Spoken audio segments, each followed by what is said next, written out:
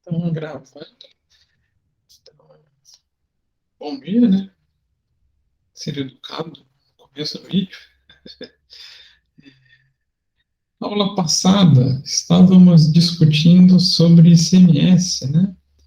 Passando as regras básicas do ICMS, ele tem muito ponto parecido com o IPI, porém alguns detalhes a mais de cálculo em relação à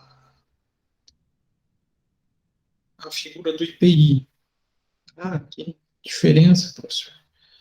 As alíquotas, principalmente no quesito de alíquota dentro do Estado, fora do Estado.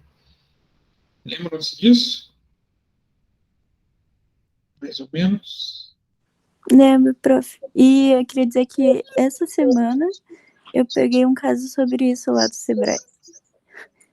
Um cara ele queria ajuda com ICMS. É um assunto que pode ser fácil, pode ser simples, como pode ser algo mais cabeludo, mais monstruoso. Porém, como está chegando a prova, né,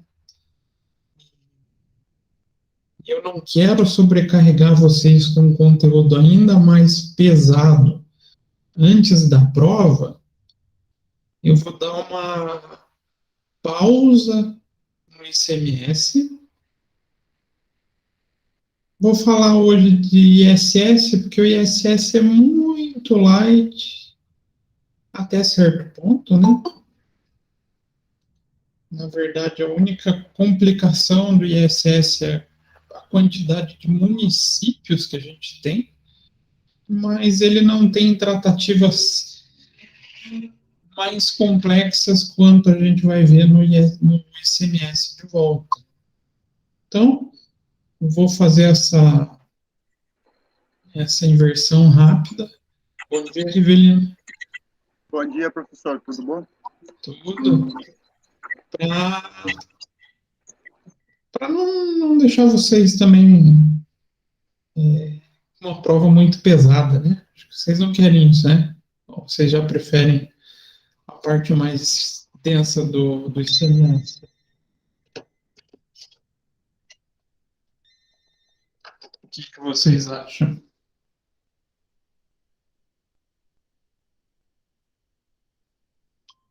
Não, né? Eu acho que vocês preferem deixar para depois da prova. Acredito eu, né? Eu, pelo menos, esperaria isso. Que daí a gente vai falar também do ICMS substituição tributária. Esse sim é um casinho triste na vida das empresas. Dá dor de cabeça, dá trabalho. Então, vou fazer essa pequena inversão. Mas antes, vou corrigir aquele exercício de IPI que a gente trabalhou. Deixa eu abrir o Excel aqui. Ficou faltando.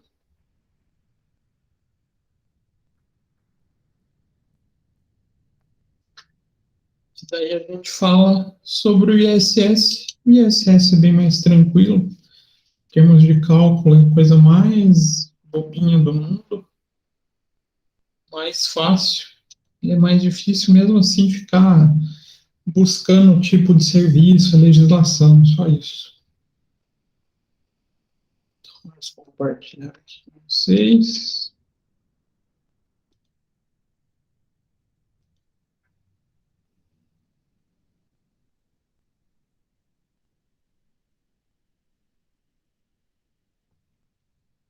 Então, está aparecendo aqui minha planilha. O exercício que eu passei para vocês foi esse, né? A indústria de montagens eletrônicos limitada trabalha especificamente com montagem de eletrônico, sendo a contribuinte do IPI. Bacana.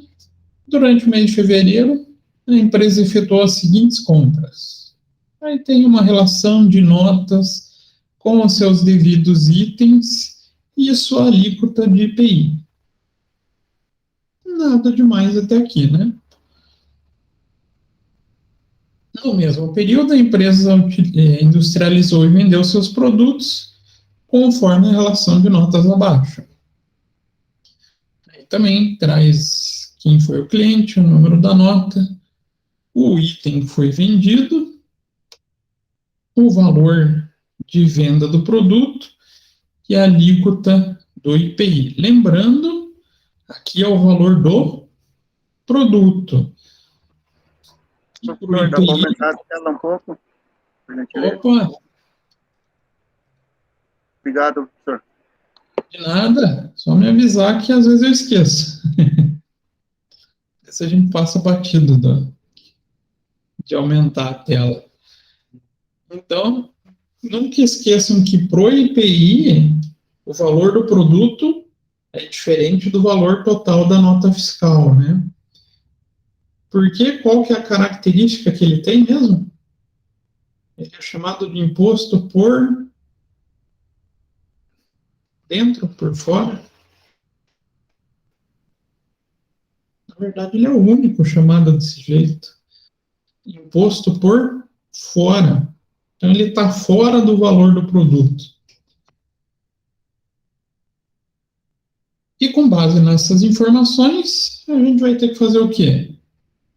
Apurar o valor do IPI a ser destacado na nota de entrada e na nota de saída, o valor a ser cobrado dos clientes e o valor a ser pago na nota dos fornecedores e o valor do IPI a ser pago no período, se é que tem um valor a pagar. Lembrando que a gente pode ter crédito.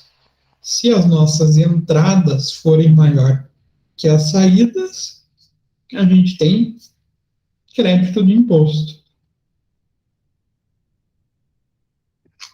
Então, nesse caso, a melhor coisa para fazer, copia a tabelinha e joga lá no Excel, né? Então, facilita muito a nossa vida. Então, vou colocar aqui entradas.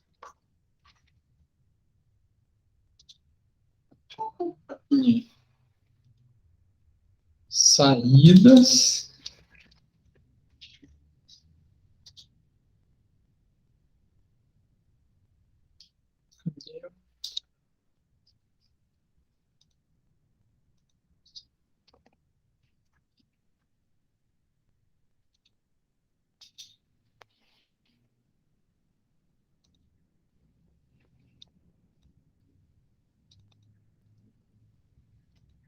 E apuração do imposto.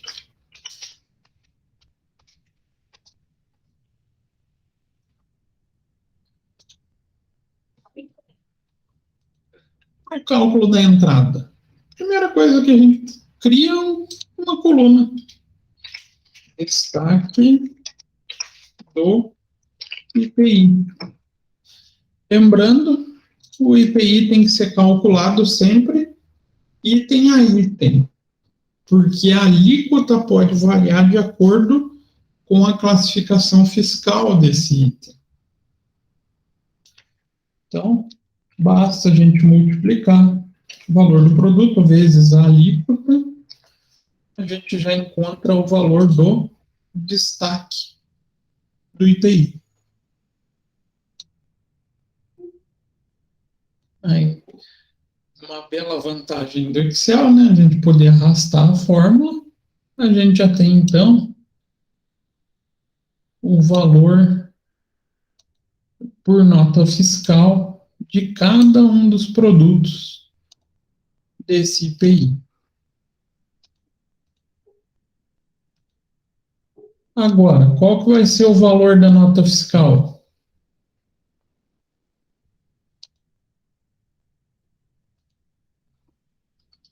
Vai ser a soma do valor dos produtos mais o IPI destacado. A gente vai ter que somar igual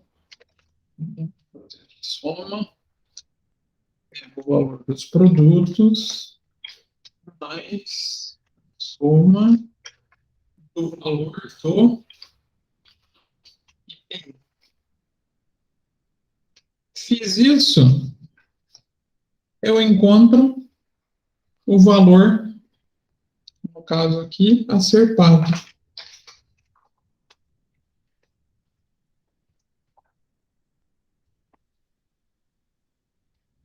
Difícil? Dá para pôr na prova uma pergunta dessa?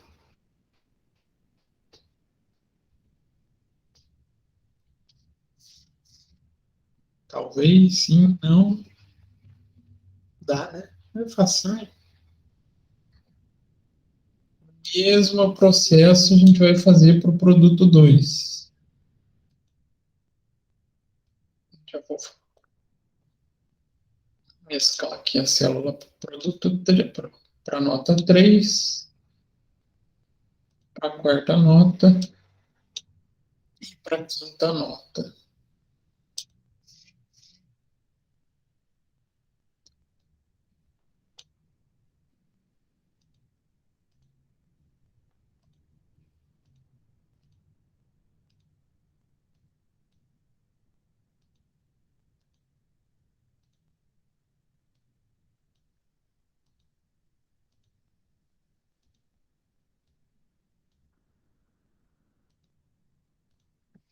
Fazer a soma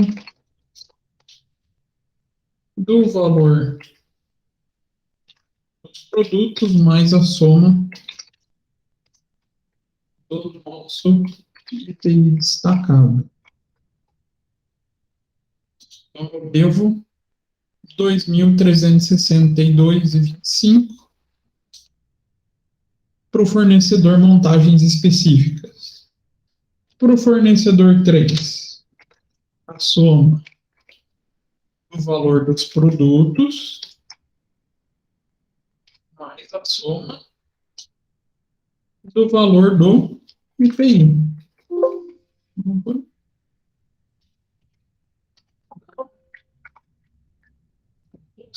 Soma 9.382 por só peças.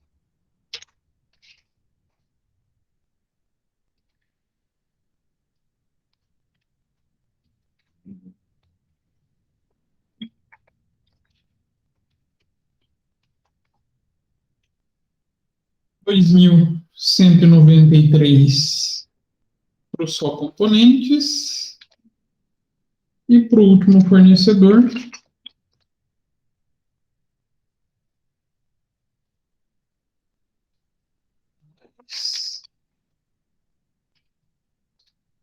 faltou um aqui,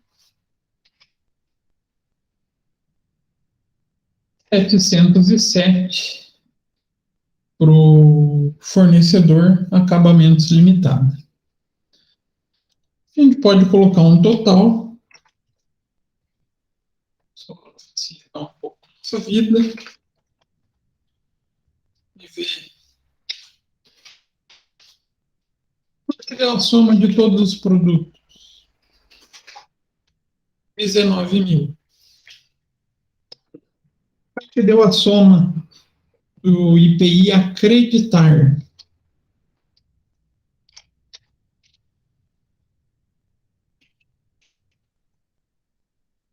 A soma do crédito de IPI, 2.002. E o total que a gente deve para os nossos fornecedores,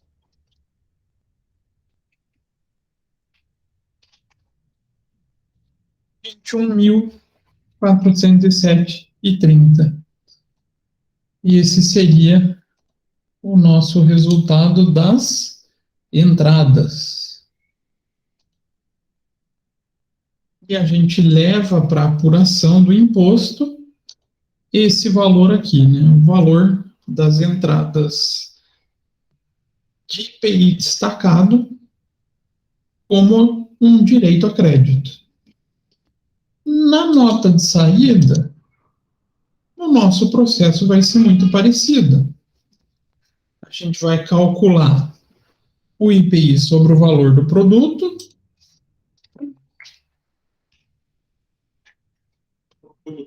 vezes a sua respectiva alíquota, gente encontra o valor devido de IPI para cada um dos itens.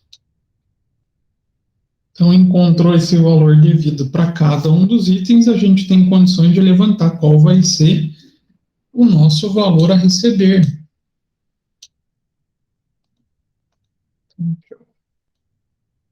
Opa.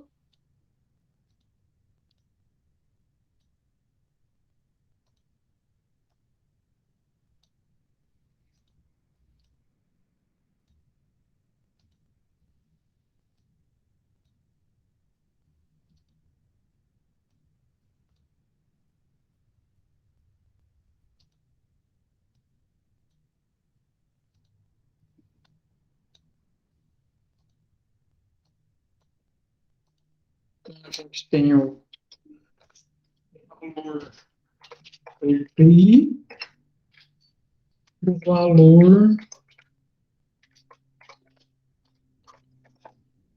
a receber do cliente. Seria o nosso valor da nota.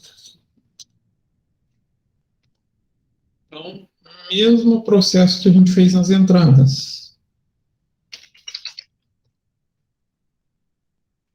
Soma o valor dos produtos mais o valor do IPI destacado.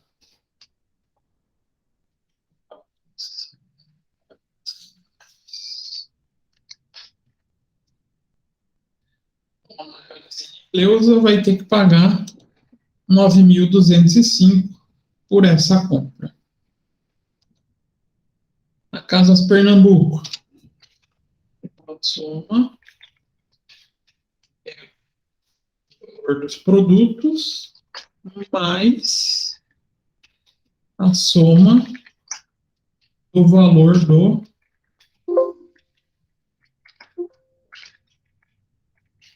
IPI. Então, a Casa Pernambuco deve para a gente 2.170 por essa nota fiscal. Eletrônicos Azar.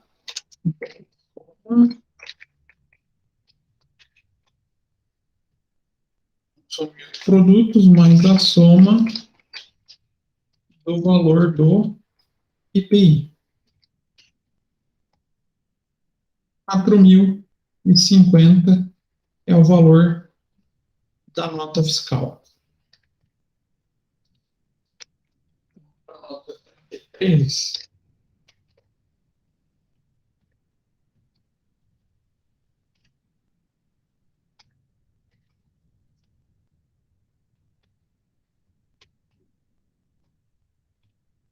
A loja Havana deve para a gente 9.670.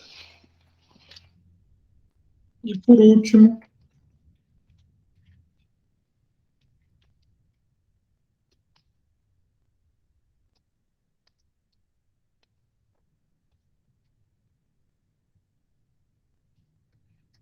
isso também é a soma dos produtos mais o valor do IPI. A gente tem 2.282 de valor a ser recebido pelos clientes. Falta o quê para finalizar o exercício? A gente já calculou o IPI, né? Tanto na entrada quanto na saída. O valor das notas fiscais, tanto que devem ser pagas quanto recebidas. Agora falta apurar o imposto. A gente vai lá na apuração, a gente vai colocar uma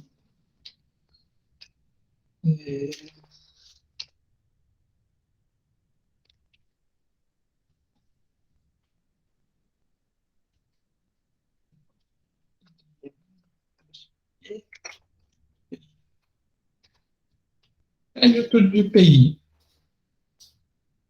Quanto que a gente tem de destaque de crédito de IPI?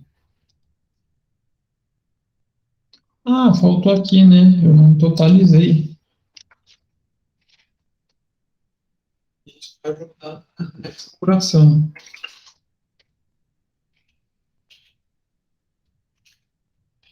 Soma.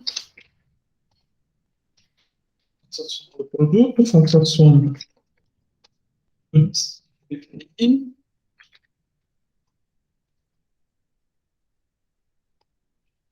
e faça a soma do valor das notas fiscais.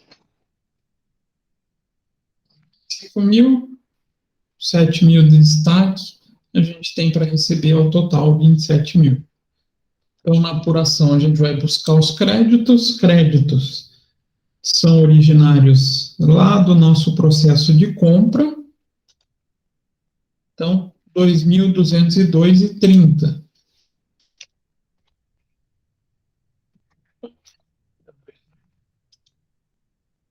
02, né?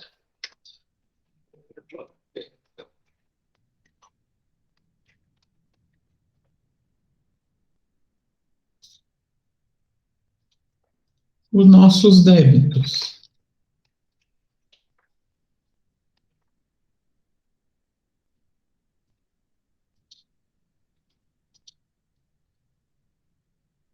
A gente teve de IPI nas saídas, 2.227,50. 2.227,50. Então, o saldo do período vai ser o quê? Os débitos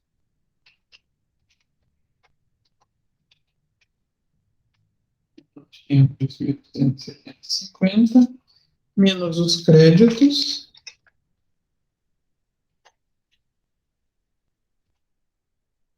a gente tem um saldo 2.227 menos 2002, 225,20. Sempre fazendo esse cálculo, débito menos o crédito, resultado positivo significa o que para a empresa?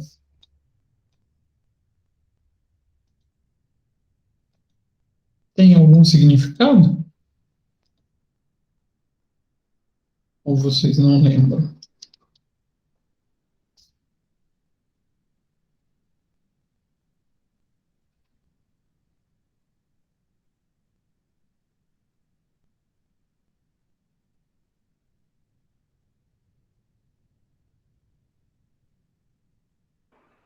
A empresa tem a receber do imposto,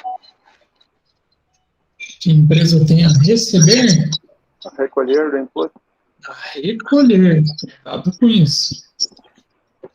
A recolher, então, aqui a gente vai terminar a recolher.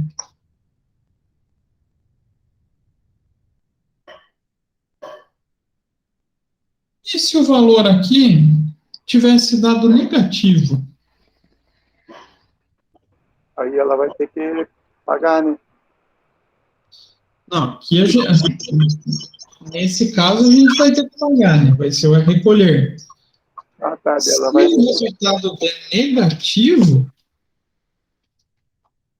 a gente ficaria com saldo credor.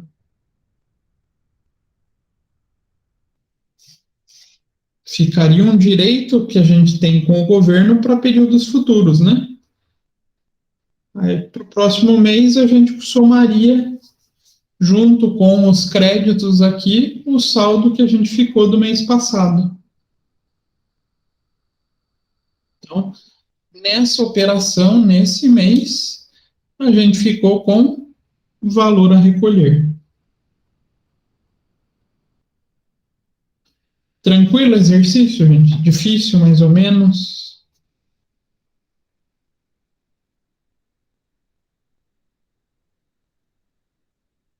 Essa é a hora. Tem dúvidas? Tem dúvidas? Ficou fácil, não ficou fácil?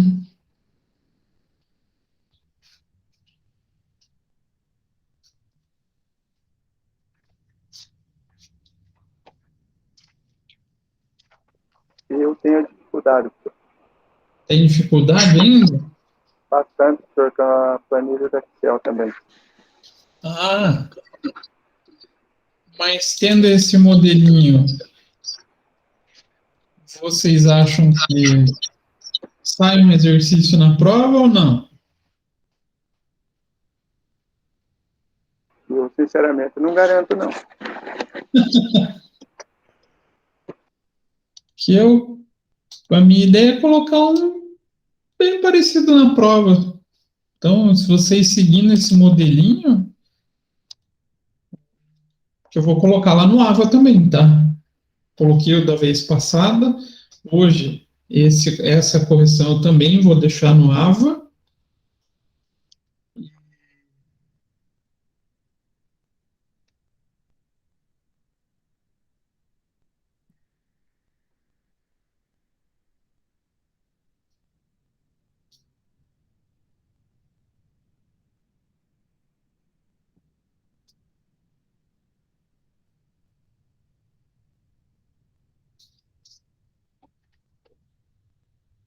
E acredito que daí dá para vocês seguirem ela para resolver o exercício. Não vai ser algo tão difícil. Mas, claro, não vai ser só isso que eu vou cobrar na prova. Vou colocar outras questões mais simples e um pouquinho de teoria também.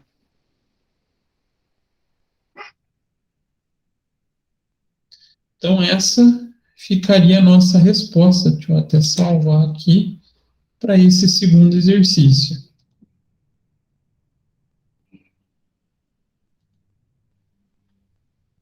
Se vocês quiserem, eu preparo mais um para a gente corrigir na nossa revisão.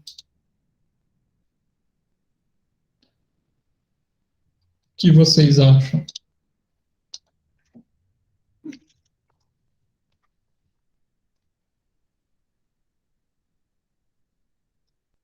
Fica sempre a critério de vocês.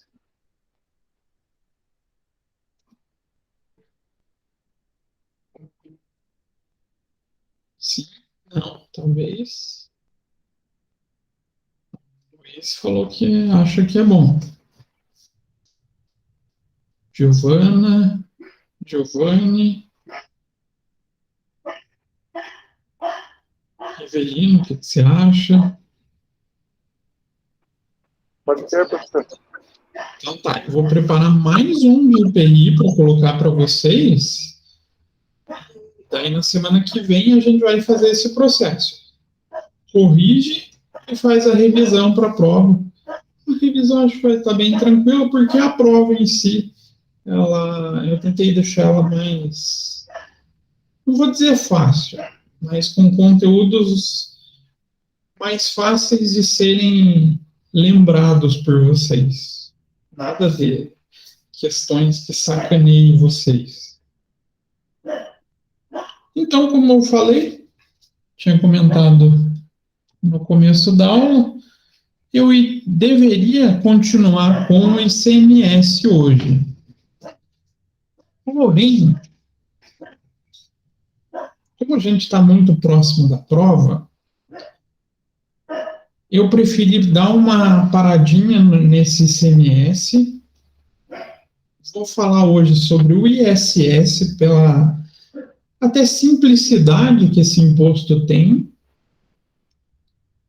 E daí na próxima semana não, né? Na semana depois da prova, a gente volta com o ISS, o ICMS e suas delicadezas, né? Delicadeza que eu considero é o dito da substituição tributária. Já ouviram falar da substituição tributária do ICMS?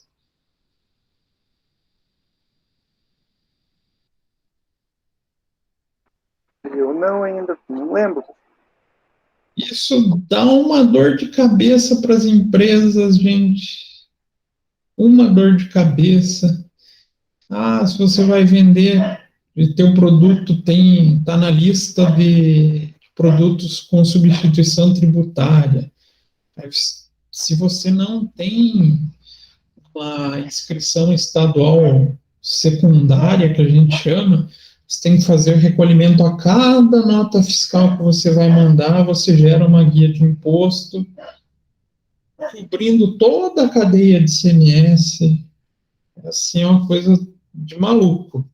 Por isso que eu preferi deixar para depois da prova. Que daí a gente vê com mais calma, né?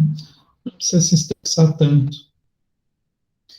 Então, vamos falar do dito do ISS. ISS é bem mais tranquilinho. Em partes, né? Porque se depender da área do direito, eles conseguem arrumar pelo em ovo em tudo. Dá para falar isso, né? Porque ele também tem suas discussões. Tudo que envolve a área jurídica é passível de chegar à discussão, né? É um dos grandes temas, ou dos assuntos que está em moda sobre esse ISS, é a esperança de poder excluir o ISS da base de cálculo de PIS e COFINS. Mas está em discussão lá no STJ, não, está no STF, porque é discussão sobre constitucionalidade. Então, o povo está aguardando. Mas a tratativa geral do ISS ela é muito simples. Ela é muito direta. Então, o que é o ISS? Então, imposto sobre serviço de qualquer natureza. Então, a sigla, a nomenclatura, acaba ficando ISSQN, apesar de não ser todos os serviços abrangidos por ele. E também é denominado de maneira mais simplista pelo pessoal de imposto sobre serviços. O pessoal costuma chamar de ISS, inclusive nas prefeituras. E ele está previsto lá no artigo 156, inciso 3 da Constituição Federal, que determina: compete aos municípios instituir imposto sobre serviço de qualquer natureza, não compreendido no artigo 155, inciso 2º, definidos em lei complementar. O que ele quer dizer com isso, professor? A Constituição Federal indica: todos os serviços que não estão no artigo 155, ou seja, no ICMS, são de competência dos municípios. Então, quais os serviços que não estão sob competência dos municípios? Transporte, desde que seja intermunicipal e interestadual, e comunicações. Esses dois serviços não são tributados pelo ISS. Todos os demais possíveis serviços são tributados pelo ISS. E quem faz a diretriz do ISS são, obviamente, daí os municípios. Eles fazem as legislações determinando como é a competência, como que é o fato gerador, como que é a cobrança, qual que é a alíquota referente a esse tributo. Então, os municípios têm competência para instituir o imposto sobre serviço, mas seguindo as diretrizes do Código Tributário. Todos os impostos têm que seguir todos os impostos não, né? Todos os tributos, mas ele também segue a Lei Complementar 116 de 2003. Então, a Lei Complementar, ela traz diretrizes, mas quem regulamenta é o município. Ela segue essas duas normas como base para criar a sua legislação.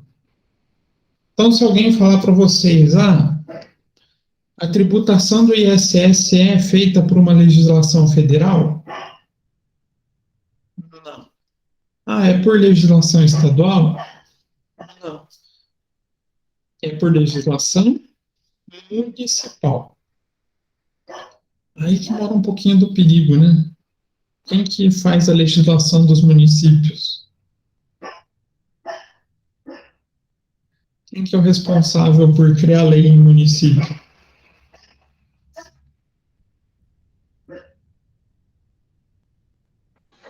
Prefeito? Não, o prefeito ele executa. O prefeito faz os vereadores. Vereadores. Pensem no nível dos vereadores que a gente tem no Brasil afora. Então, de vez em quando, sai alguma maluquice que tem que ser desconsiderada dentro do ISS.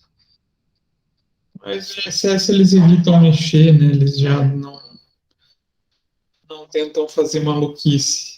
Mas tudo que vem de vereador tem que tomar muito cuidado. Diga, inventar o dia do flamenguista. Aqui em Curitiba, queria inventar o dia do flamenguista. Meu Deus do céu. A gente vê esses projetos de lei de vereador, assim, que a gente fala, meu Deus, meu dinheiro está saindo para pagar um cara. Então a gente, às vezes, vê algumas maluquices. Mas o ISS ainda não é tanto. Justamente porque ele tem diretrizes que norteiam ele. Então, município onde tem vereadores, vamos falar assim, com uma qualidade um pouco mais questionável, eles acabam só replicando a Lei 116 de 2003. E incide sobre que tipo de serviço? Então, o imposto sobre serviço de qualquer natureza incide sobre prestação de serviços constantes em uma lista anexa à Lei 116 de 2003. Então, basicamente tem um rol de serviços que são devidos ISS. Sim, como a gente tem internet nas aulas online, fica um pouco mais fácil.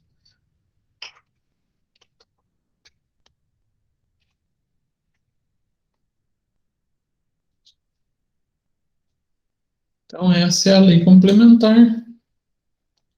Fala lá, dispõe sobre o serviço de qualquer natureza de competência dos municípios. E lá no anexo, ele vai trazer aqui, lista de serviço anexa à lei complementar. Então, ele traz uma relação enorme de possibilidades de serviço, né? Praticamente 99% dos serviços imagináveis a gente tem aqui.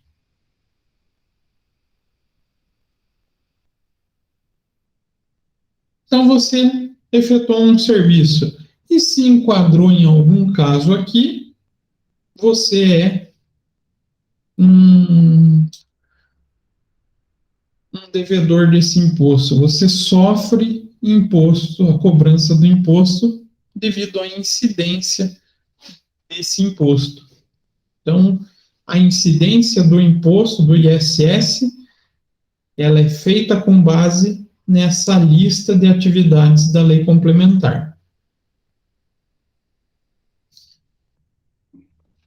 Entende-se pela expressão, ainda que esse não se constitui atividade preponderante do prestador, ficou estabelecida a abrangência maior do campo de referência do imposto. Não entendi, professor. Lá na legislação fala que incide o imposto mesmo que ainda não exista a preponderância da atividade sobre esse prestador. Mas você executou ele, você deve o imposto. Exemplo. A gente faz venda de peças automotivas. Venda de peça não está enquadrado na lista de serviços, é uma comercialização, não um serviço. Mas, de repente, você fez uma instalação de uma determinada peça e fez a cobrança. Mas não é algo que seja rotineiro para você. É devido ao imposto ou não? É devido. Mesmo que seja algo que não seja o objeto ou atividade dominante do prestador, ela vai ser cobrada, vai ser incidente do ISS. Então, observa-se que a legislação complementar determina que o imposto incide também sobre serviços provenientes do exterior do país, cuja prestação tenha se iniciado no exterior.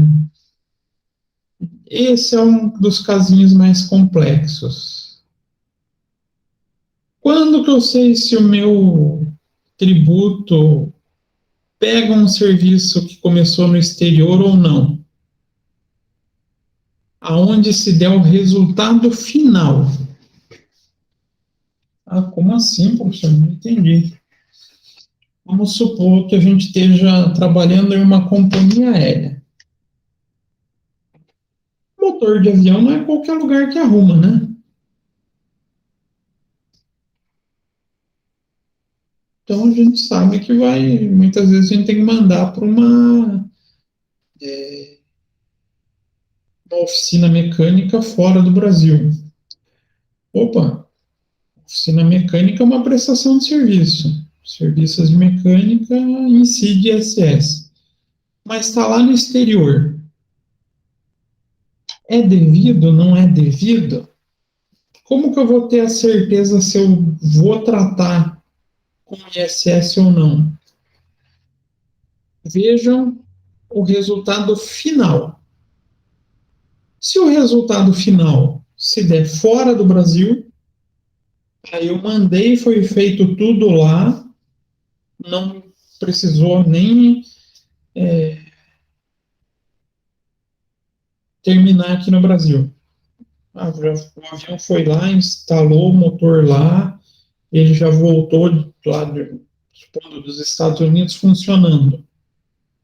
Não tem incidência do ISS. Não, mas eu mandei o motor, ele foi feita a manutenção lá, essa empresa trouxe para o Brasil e terminou fazendo a instalação do motor aqui no Brasil. Opa, o término foi aqui no Brasil. É devido ISS. Então, mesmo quando o serviço seja proveniente do exterior e que o início tenha se dado no exterior, quando ele tenha o seu resultado, o término dessa prestação de serviço aqui no Brasil, ela passa a ser devido o ISS. Mas é muito pouquinho caso que dá esse tipo de problema. Né?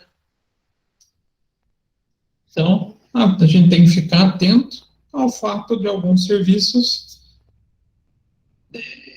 da lista não estarem sujeitos ao ICMS ou vice-versa, né? Quem que é mesmo? Quais serviços que sofrem ICMS e não ISS?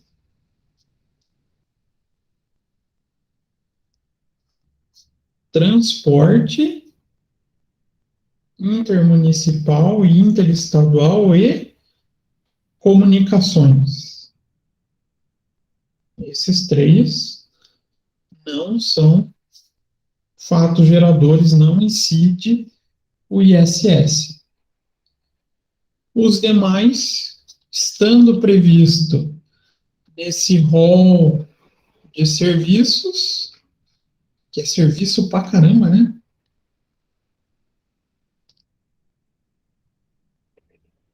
A gente tem a incidência do ISS.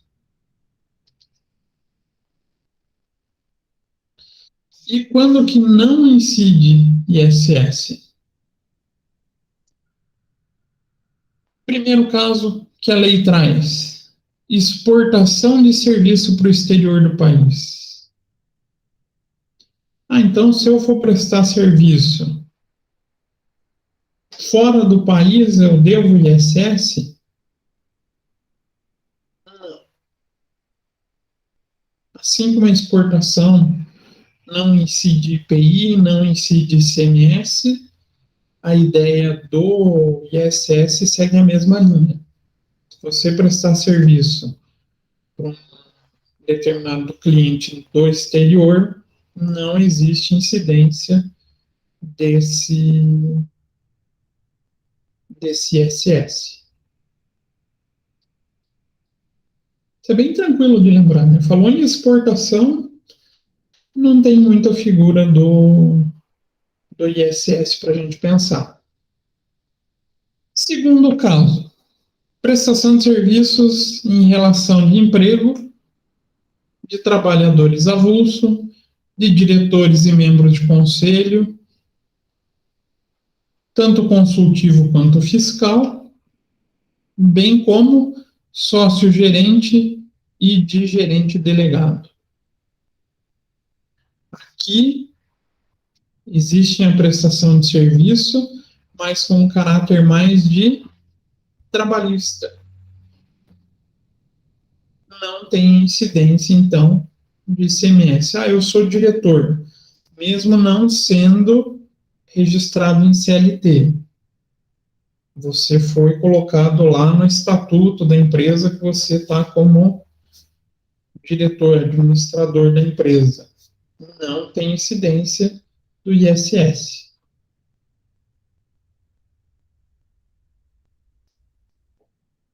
Valor intermediado no mercado de títulos e valores mobiliários, a valor de depósitos bancários, principal juros e acréscimos moratórios, relativo à operação de crédito realizada por instituição financeira ou instituição bancária.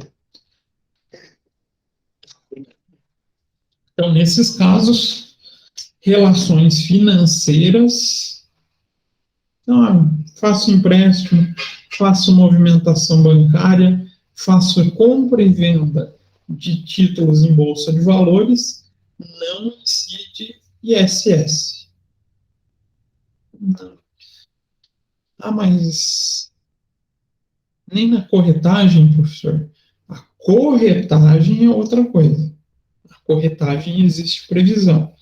Mas a negociação em si, eu comprando ação ou vendendo ação, ou eu indo pegar dinheiro emprestado no banco, ou fazendo empréstimo, não é objeto do ISS.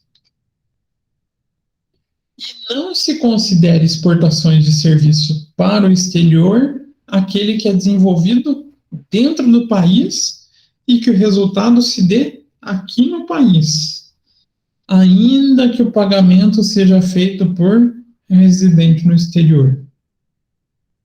Então, esse caso aqui, para ser considerado uma exportação de serviço, o serviço tem que ser feito fora do Brasil. Se o resultado... Cadê meu mouse aqui? Peraí. Se o resultado se dá dentro do país, resultado desenvolvido no país, a gente não pode considerar ele como isento ou como não incidente no imposto.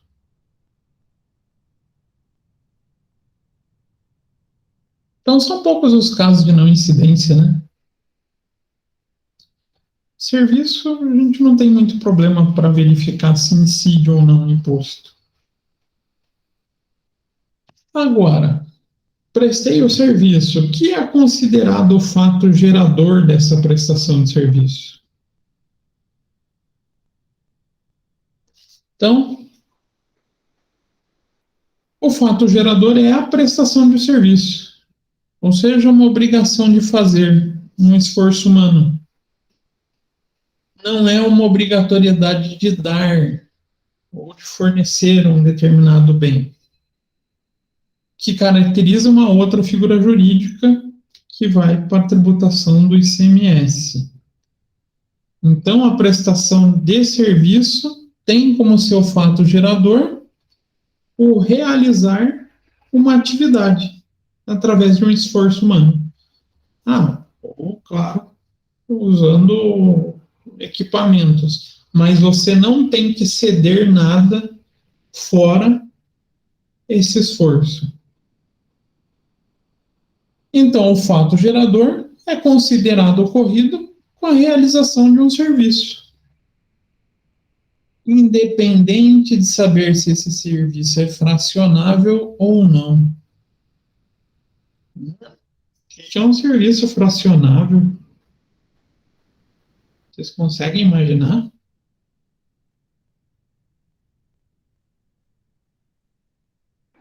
Serviço feito pela metade. Feito pela metade? Mais ou menos. Vamos supor que você tenha a contratação de um serviço feito em etapas. Isso é um fracionamento. E a gente já fez a contratação desse coletivo de atividades a serem executadas. Considera-se prestação de serviço, diferente se ele foi prestado em etapas ou não. Existiu o esforço humano na realização de uma tarefa, está caracterizado, indiferente se vai ter várias fases ou não.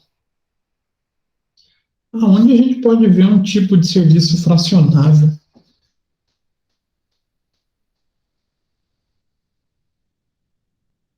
Alguns tipos de serviço fracionável. Dentista. Dentista, eles fracionam a tarefa deles, não fracionam?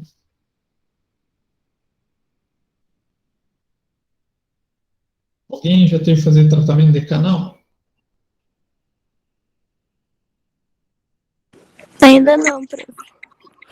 Graças a Deus, Maria. É meu maior medo. Todo mundo fala que dói horrores. Depende muito do dentista, né? Mas não é um serviço feito em uma etapa só. Na grande maioria dos casos, né? O dentista nenhum gosta de fazer canal em uma etapa só. Eles fracionam em vários dias. Isso é um serviço fracionável.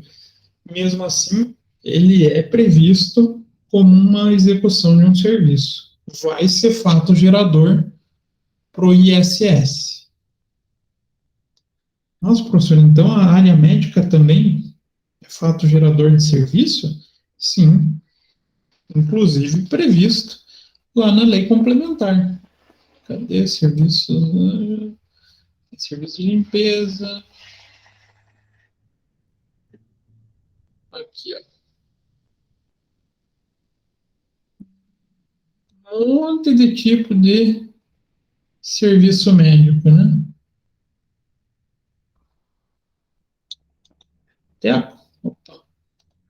Até a compultura é prevista. Instrumentação cirúrgica. Apesar que a instrumentação cirúrgica é uma fonte de sonegação sem tamanho, mas tudo bem. Instrumentação cirúrgica, serviço prestado em hospital. Eu não gosto muito do termo, mas eles usam até manicômio. pesada, né? Nutrição, aí o que eu falei da odontologia. Então, tem várias hipóteses. Tem serviço de construção civil, que pode ser fracionado também. Tem, a gente vai aqui para o item 7, a gente encontra serviços que têm relação com a construção civil. Desde a engenharia até a parte mais, vamos falar assim, braçal da construção. Então, a gente tem vários e vários tipos de serviço, e mesmo ele sendo fracionado ou não, vira fato gerador do ISS. Então, considera-se como prestação, como prestado, né, a execução do todo ou de fração, e não a contratação. Então, conforme estabelece lá no caput do artigo 1º, o imposto sobre serviço de qualquer natureza, de competência dos municípios e dos Distritos Federal, tem como fato gerador a prestação de um serviço constante na lista, ainda que esses não se constituam como atividade preponderante do prestador, mesmo que ele não seja a atividade principal dele. Ele executou um serviço que está lá naquela lista, existe a cobrança, ou seja, ocorreu o fato gerador do imposto. Então, a hipótese de incidência, que é aquela parte teórica, né, onde a lei fala uma possível hipótese teórica para a cobrança do imposto, para o ISS é essa grande lista. Aqui são todas as hipóteses de cobrança do imposto que se transformam nesse fato gerador. E o que é o estabelecimento prestador de serviço? Então, considera estabelecimento prestador o local onde o contribuinte desenvolva uma atividade de prestação de serviço, seja de modo permanente, seja de modo temporário, que configure uma unidade econômica ou profissional. Sendo irrelevante para caracterizá-lo as denominações de sede, filial, agência, posto, escritório, sucursal, indiferente do nome que você dê para o local onde seja executada a prestação de serviço, aquele local é um estabelecimento prestador de serviço. Diferente se ele é uma sede, se ele é uma filial, se ele é uma agência, igual agência bancária, se ele é um posto de atendimento, faz serviço, seja permanente ou temporário, é um estabelecimento prestador de serviço.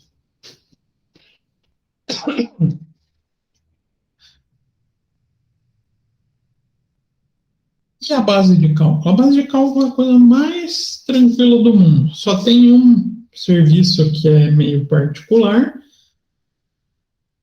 mas ele é muito fácil de achar, muito fácil de ser calculado. Então, lá no artigo 7º da Lei Complementar, fala que a base de cálculo é o preço cobrado pelo serviço. Difícil falar em base de cálculo de serviços? Não, né? O valor que ele cobrar na prestação de serviço é a base de cálculo do imposto. Isso vale se incluir material. Como assim, professor? Que teoricamente o material era para ser tributado pelo ICMS, né? Mas vamos continuar no nosso dentista. A gente está lá no dentista e vai fazer uma restauração. Ele vai usar resina, não vai? Não sei se o nome técnico é resina, mas é uma espécie de uma resina para fazer restauração. Esse material está incluso já na prestação de serviço dele. Faz parte da necessidade para o serviço ser prestado. Ele vai ser cobrado junto e vai continuar sendo base de cálculo do imposto. Vocês podem ver que o dentista não faz a cobrança. Restauração, eu vou cobrar o serviço mais o material aplicado. Não tem essa característica, né?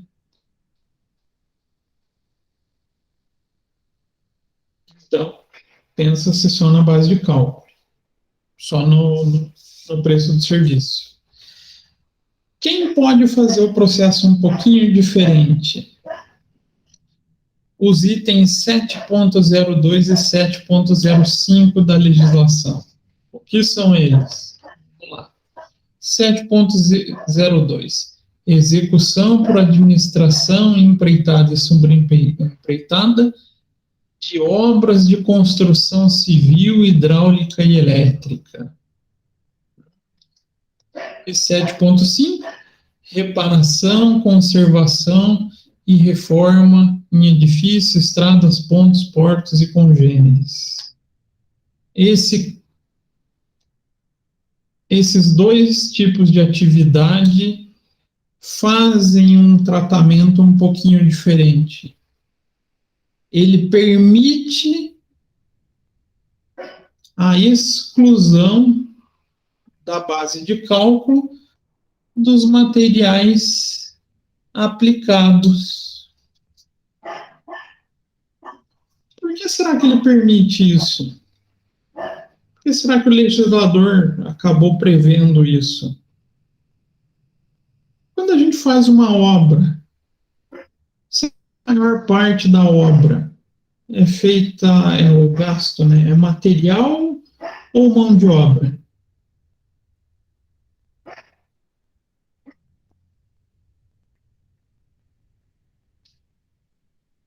Vocês nunca pagaram uma obra, gente? Nunca fizeram uma obra, casa?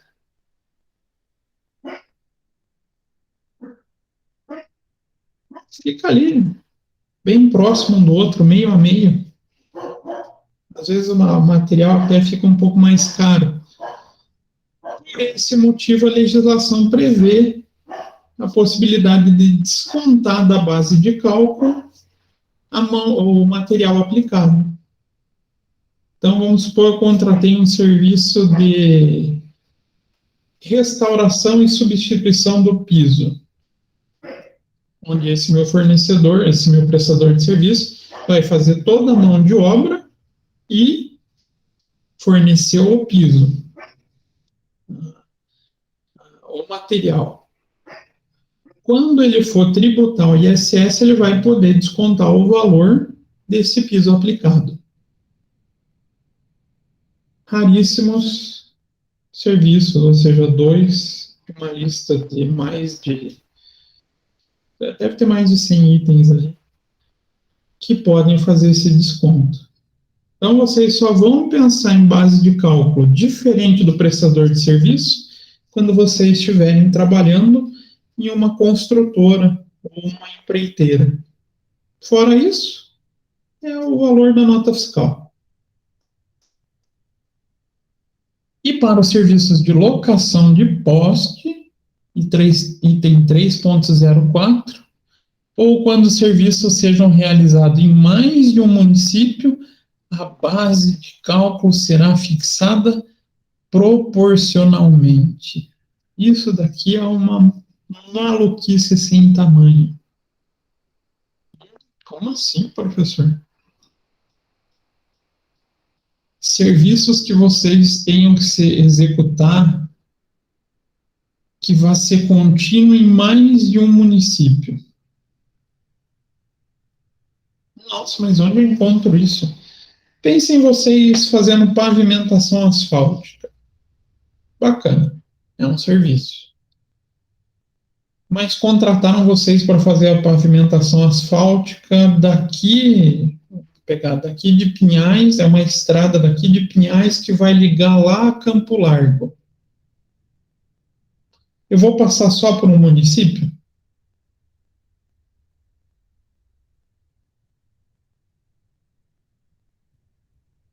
Não, né? Não tem como.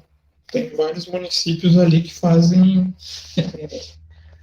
divisão entre Pinhais e Campo Largo. Então, no valor dessa prestação de serviço, eu vou ter que separar quanto que seria a proporção executada em cada um desses municípios e fazer a cobrança ou fazer o recolhimento para cada um desses municípios que tiver no caminho.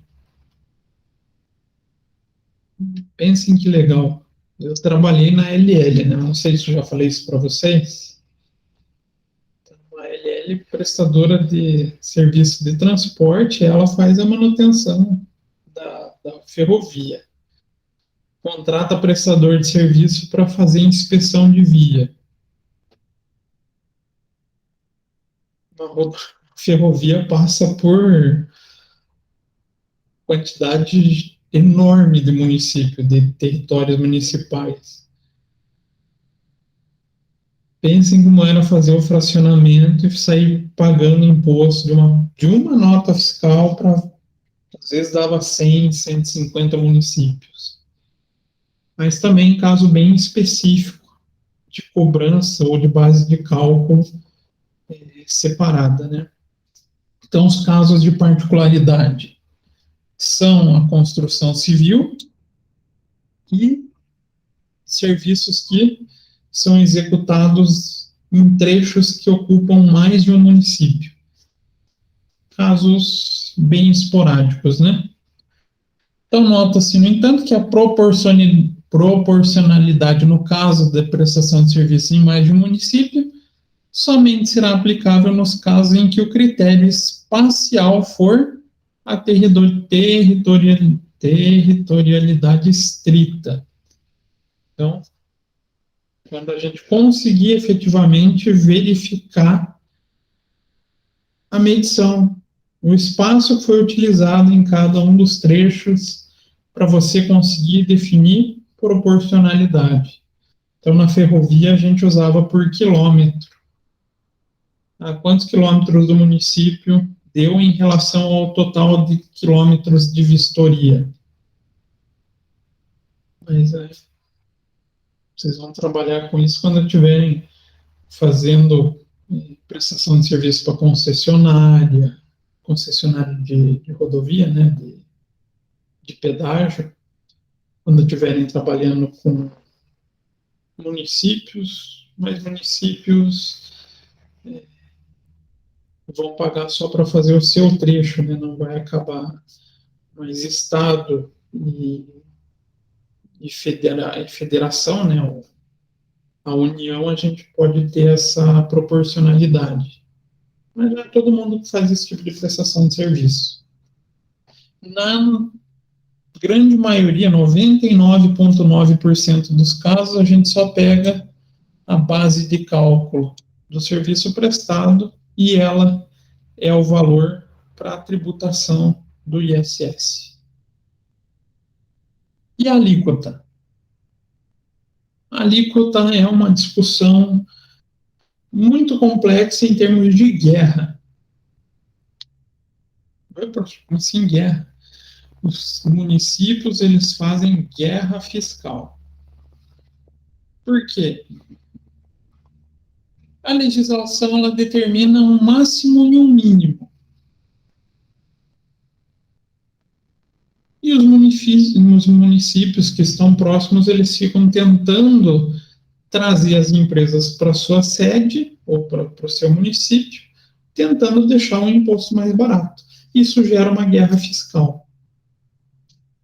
Então, falando na alíquota, falando lá no artigo 156 da Constituição Federal e também da Emenda Constitucional 37 de 2002, a gente tem a fixação de alíquotas máximas e alíquotas mínimas. A maioria acaba fazendo confusão com a mínima, porque o pessoal só pensa no artigo 156, parágrafo 3º, e esquece dessa emenda constitucional. Mas, com base nessa emenda constitucional, a alíquota fica entre 5% como máximo e 2% como mínimo. Então, a emenda constitucional 37, ela fala, ó, independente da forma, a alíquota mínima vai ser 2%. Ah, tem municípios que oferecem menos, professor. Eles dão alguns benefícios fiscais. Teoricamente é inconstitucional, tá? Igual aqui em Pinhais. Aqui em Pinhais a gente tem um programa chamado Proindesp. Se a gente falar que vai trazer benefícios para o município, vai gerar emprego, aquele blá blá blá, né? A gente consegue alíquotas chegando até a 0,4% do ISS. Está regular? Não. Mas para discutir a constitucionalidade, a gente precisa de alguém que seja do Ministério Público, da Defensoria Pública, para apresentar uma ADI, ação direta de inconstitucionalidade, lá no Supremo Tribunal. Então, é muito difícil a gente ver esse tipo de discussão. E quem fica fora desse rol? Só jogos e diversões públicas. Jogos e diversões, fica a alíquota de 10%. Todos os outros serviços podem virar de 2% a 5%. Jogos e diversão pública sobe para 10%. Curitiba, maioria dos serviços prestados ficam nessa faixa de tributação. Professor, então, onde eu encontro a alíquota de um imposto? Na legislação municipal que determina a cobrança do ISS. Cada município vai ter uma lista idêntica a essa, às vezes muda essa nomenclatura aqui, essa codificação, né, vamos falar assim, e traz a determinação de quanto que é cobrado para esse tipo de serviço. Então, eu enquadro, vejo qual serviço é, vou na lista, pego a alíquota e faço a tributação. Não foge mais do que isso, a tributação do ISS. E do local onde é devido o ISS? Aqui tem um probleminha. Falando de elemento espacial. Como regra geral, a gente tem o princípio da territorialidade estrita. Então, a gente considera o imposto devido no local onde o serviço foi prestado.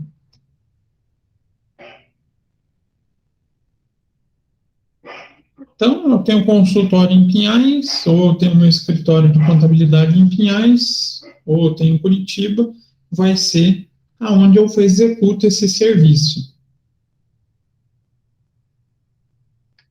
Mas lá no artigo 102, a legislação tributária dos estados, Distrito Federal e dos municípios vigora no país, fora dos respectivos territórios, nos limites em que reconheçam extraterritorialidade os convênios que participem. ou que disponham estas ou outras leis de norma geral expedida pela União.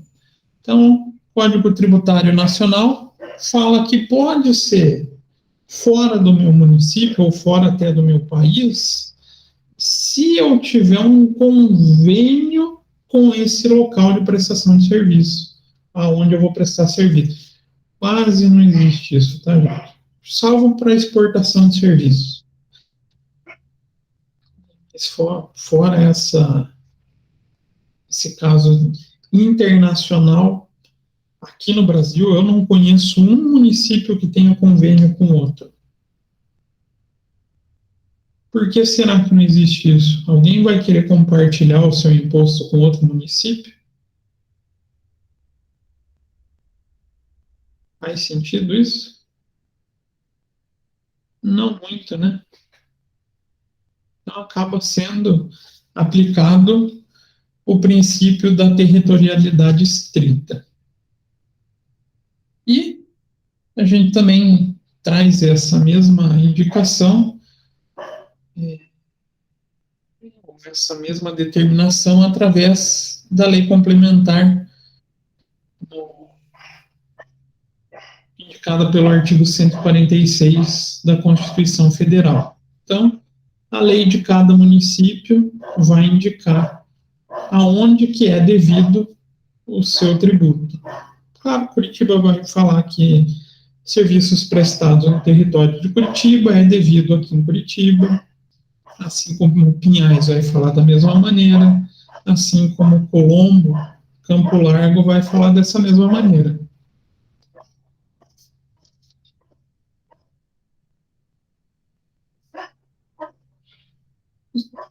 No ISS a gente também tem a substituição tributária, mas isso eu vou deixar para falar um pouquinho mais para frente. Quando a gente tratar de substituição tributária, que daí a gente vai ver ICMS, depois ISS, e também tem PIS, COFINS como substituição tributária. Mas, em regra geral, o que é uma substituição tributária?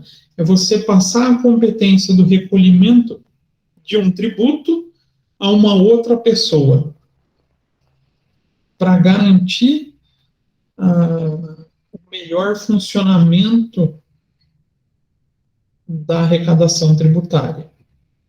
Mas isso, destrinchando a substituição tributária, vai ficar um pouco mais fácil para vocês entenderem. Mas, só para vocês verem a quantidade de serviços que existem, substituição tributária, são esse rol de prestações de serviços. Se você contrata um serviço que é classificado em uma dessas atividades, quem é o responsável por recolher para o município deixa de ser o prestador de serviço, mas sim o tomador, o contratante.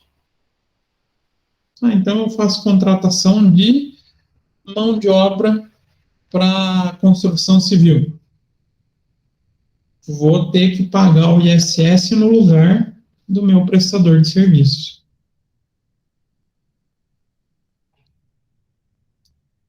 E para finalizar o cálculo é muito complexo, uma fórmula muito difícil. Para o cálculo, a gente vai considerar basicamente o valor do serviço e basta aplicar sobre esse valor do serviço a alíquota determinada na legislação. Só isso. Vai dar o valor a ser recolhido para o município. Então, supondo, a gente faz uma prestação de serviço, sei lá, de limpeza e conservação de jardim, aqui em Curitiba. Em Curitiba, a alíquota é de 5%.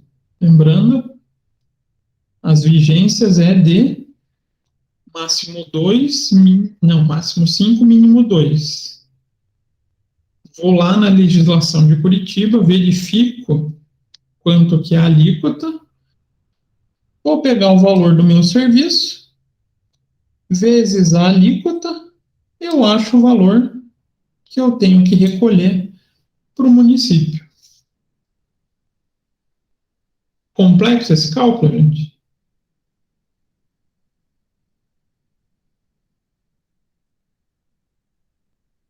E ele, o ISS, é chamado de imposto por dentro, tá, gente?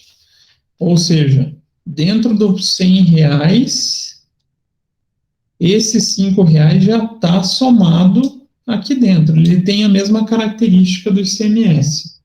Dentro do valor do meu serviço, já está embutido o tributo.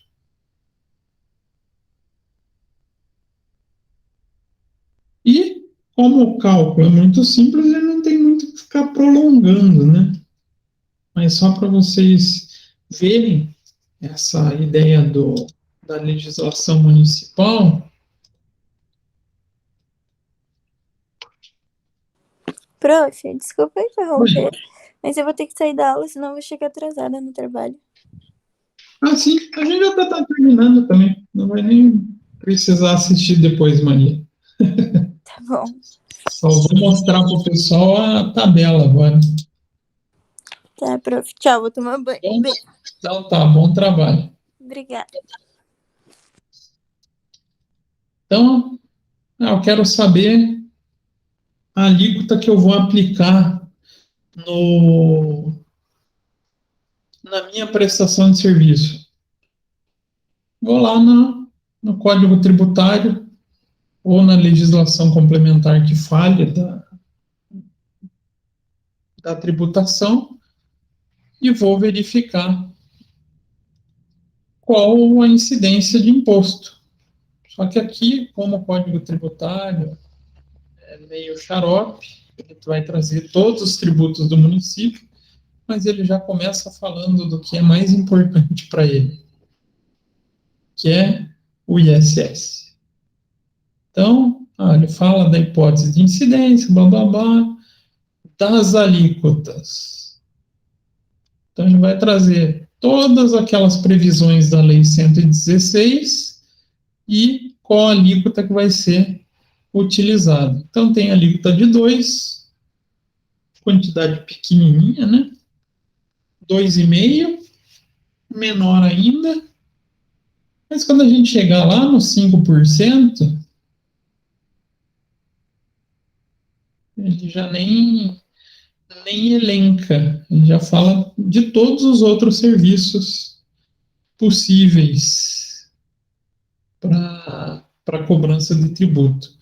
Demais atividades, 5%. A maioria daquela lista lá, para cobrança de tributo em Curitiba, 5% de ISS. Mas quem vai definir é a legislação de cada município. Cuidado com isso, tá? Dúvidas, perguntas, questões? Tranquilo. Hã? Tudo tranquilo. O cálculo é simples, né? O ISS, ele, em tese, é mais simples. Ele não tem muito... Tem algumas particularidades, mas muito estritas. Muito... Como eu posso falar? Que vai atingir muito poucas empresas. Então, a gente quase nem fala, não consegue falar de planejamento tributário, de nada de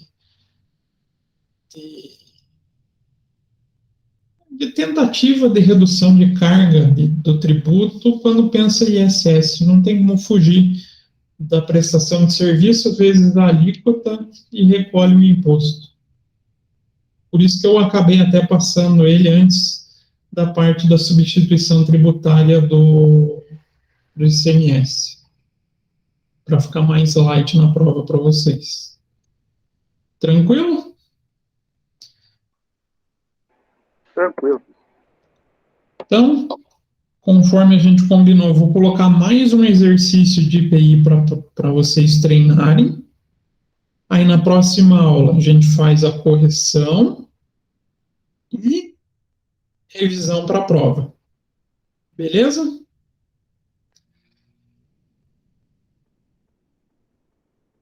Estando de ok, vocês estando ok com a proposta, a gente se encontra então na semana que vem fazendo essa revisão para a prova. Tá bom? Beleza, professor. Então tá, gente. Desejo para vocês uma boa semana na quarta-feira, né? E a gente se encontra na semana que vem, se Deus quiser. Isso aí, professor. Até semana que vem. Abraço. Tudo bom. Abraço. Igualmente.